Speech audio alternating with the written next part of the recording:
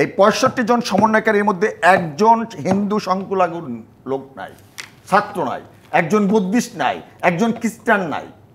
এখানে সব যারা ছাত্র শিবিরের সাথে জড়িত, যারা ছাত্র শক্তির সাথে জড়িত, যারা নুরুর নেতৃত্বে ২০১৮ সালে ঘটনা ঘটিয়েছে তারা সামনে এসেছে।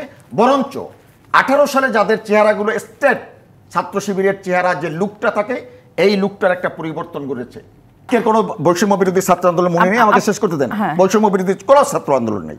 এটা যে বা যারা বলে বৈষম্য বিরোধী আজকের কোনো মুভমেন্টের ভিতরে বাংলাদেশের সমস্ত রাজাকার, আলবদর, আলসামস, জামাত, বিএনপি এবং খুনি চক্র আজকে গোটা বাংলাদেশে করছে। কোনো বৈষম্য বিরোধী ছাত্র আন্দোলন আজকে নেই। এটা আমরা যে শুরু থেকেই এখানে বলেছিলাম যে এখানে ছাত্র আন্দোলন বলতে গত বৃহস্পতিবার থেকে অর্থাৎ ১৬ তারিখ থেকেই যে কোটা সংস্কারের আন্দোলন সেটা আর নেই। আজকের যে মুভমেন্ট হচ্ছে সেটা শামীমের জায়গায় হয়তো বা স্বীকার করবেন না, কিন্তু কার্যত বাংলাদেশের যেটা হচ্ছে সেটা হলো একটি দেশ বিরোধী চক্র ষড়যন্ত্র করছে, হত্যাযজ্ঞে, হত্যার জিজ্ঞাসায় লিপ্ত হয়ে গেছে গোটা বাংলাদেশের সিনারিও, এবং সেটাকে রাজনৈতিকভাবে পৃষ্ঠপোষকতা করেছে বিএনপি, জামাত এবং বিএনপি এবং ৭১-এর পরাজিত শক্তি। আপনি যদি দেখেন আজকে Bangabandhu Sheikh Mujib medical university attack করা বলেন, ২৮ অক্টোবর ২০২৩ সালে বিএনপির যে আন্দোলন সেখানেও প্রধান বিচারপতির বাসভবনে হামলা, জাজেস কোয়ার্টারে হামলা, পুলিশ হসপিটালে হামলা, এগুলো সমস্ত কিছু একটার সাথে রিলেটেড।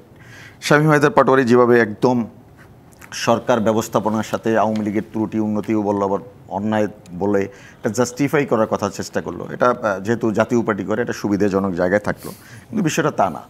যেভাবে করে বলছেন ইজিপ্টের সাথে, লিবিয়ার সাথে বাংলাদেশের প্রধানমন্ত্রী আওয়ামী লীগের সাথে যে কম্পেয়ার করা, এই কম্পেয়ার মধ্যে থেকে আমরা হীন রাজনীতির স্বার্থ চরিতার্থ করার জন্য কথাগুলো বলি।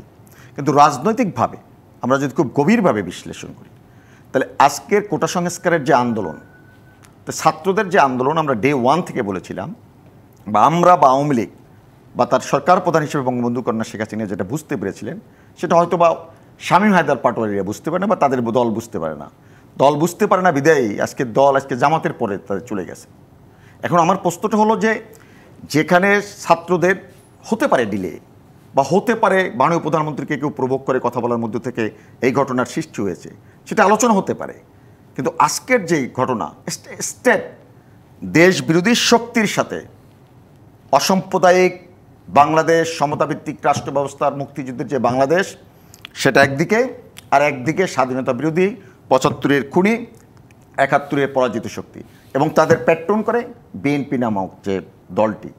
দেখুন বাংলাদেশের রাজনীতিতে আমরা যখন এরশাদ বিরোধী আন্দোলন, এখনো পর্যন্ত প্রকাশ্যে, আমি প্রশ্নটা করি, এখনো পর্যন্ত প্রকাশ্যে মানে সরকারের বিরুদ্ধে যে চেহারাটা আমরা দেখছি তা হচ্ছে বৈষম্য বিরোধী ছাত্র আন্দোলনের চেহারা।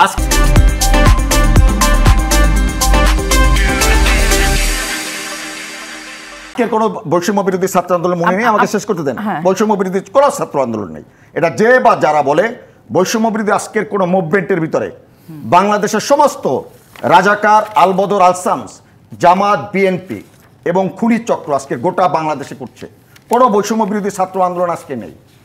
এবং সেটা যখন মাননীয় প্রধানমন্ত্রী মানার পরেও এবং হাইকোর্টের রায়ের মধ্যে যখন আসছে, তারপর থেকে যখন একটি ছাত্র আন্দোলনে তাদের দফাগুলো ছিল কি কোটা সংস্কার, তো কোটা সংস্কার তো তারা যা চেয়েছে তার চেয়ে এক্সপেক্টেড বেশি পেয়েছে।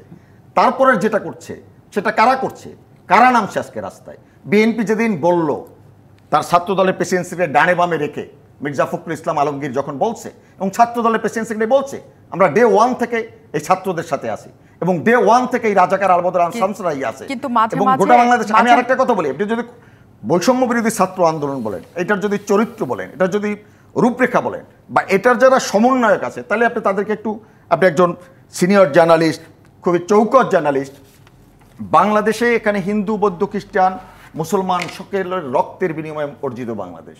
আপনি যদি ৬৫ জন প্রথম সমন্বয়কারী ধরেন, এই ৬৫ জন সমন্বয়কারীর মধ্যে একজন হিন্দু সংখ্যালঘু লোক নাই, ছাত্র নাই, একজন বুদ্ধিস্ট নাই, একজন খ্রিস্টান নাই। এখানে সব যারা ছাত্র শিবিরের সাথে জড়িত, যারা ছাত্র শক্তির সাথে জড়িত, যারা নুরুর নেতৃত্বে ২০১৮ সালে ঘটনা ঘটিয়েছে তারা সামনে এসেছে। বরঞ্চ 18 সালে যাদের চেহারাগুলো স্টেট ছাত্র শিবিরের চেহারা যে লুকটা থাকে, এই লুকটার একটা পরিবর্তন ঘটেছে। সার্জিস বা নাহিদ সামনে যাদেরকে নিয়ে আসছে, তাদের চেহারার যে অবয়ব, ওই অবয়বটা শিবিরের না, এটারই পরিবর্তন ঘটেছে, নাথিং, অন্য কোনো কিছু। যাদের অবয়ব স্টেট, আমি আপনাকে বলি মুন্নি, স্টেট যাদের বাংলাদেশটা, আমি আমাকে একটু প্রশ্ন করতে চাই। Sure. সেটা হচ্ছে ছাত্ররা দাঁড়িয়েছে, ছাত্রদের মূল অভিযোগের জায়গা হচ্ছে যা কিছুই এই দেশে যখন চাওয়া হয়েছে তাদের একটাই ট্যাগ দেওয়া হয়েছে, সেটা হচ্ছে জামাত বা শিবির। এই ট্যাগটা দিলে তারা এক কোণঠাসা হয়ে যাবে, তারা ঘৃণিত হয়ে যাবে, তারা সব কিছু হয়ে যাবে। এখন আপনি এই মুহূর্তে বসে নাহিদকে বা সার্জিসকে বা সমন্বয়কারীদের যে ট্যাগ দিচ্ছেন, সেটা আসলে আমি কিন্তু ট্যাগের এখানে আসছি, আপনাকে ক্লিয়ার করে দিই, আমি ক্লিয়ার করে দিই। আমি আজকে থেকে যখন 16, 17 তারিখ, 18 তারিখ পর্যন্ত যখন আমি টেলিভিশন টকশোগুলোর কথা বলছি, তখন আমি তখন পর্যন্ত তাদেরকে বলি নাই।